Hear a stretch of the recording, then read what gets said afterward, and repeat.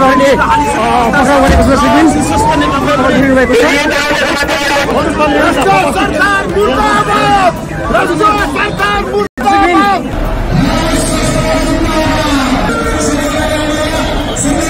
प्रहरीले पक्राउ गरेको छ हेर्न सक्नुहुन्छ।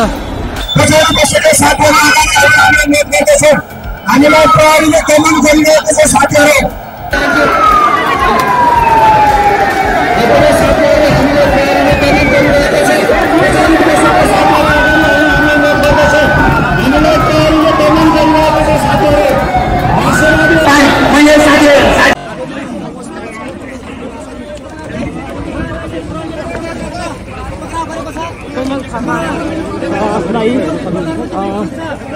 राप्रपा नेपालका अध्यक्ष कोमल थापालाई बेला पक्राउ गरेको छ।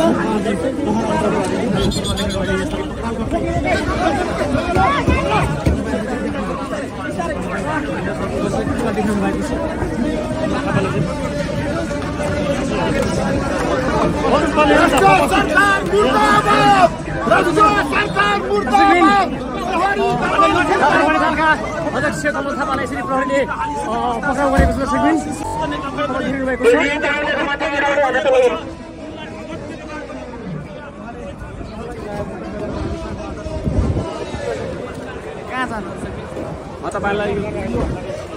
सिक्किम यहाँ आज चौथो दिनको आन्दोलन अलिक अशान्तिपूर्ण बनेको छ। घुसपेट भन्ने आरोप लगाइरहेको छ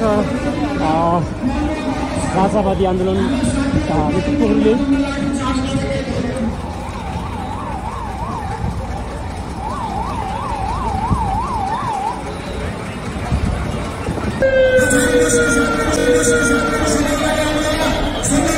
प्रहरीले पक्राउ गरेको छ हेर्न सक्नुहुन्छ। हेर्न सक्नुहुन्छ दर्शकवृन्द।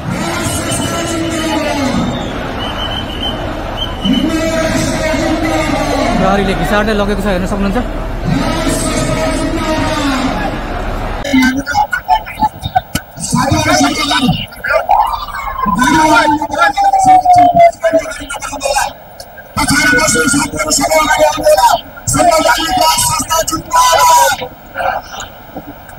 संस्था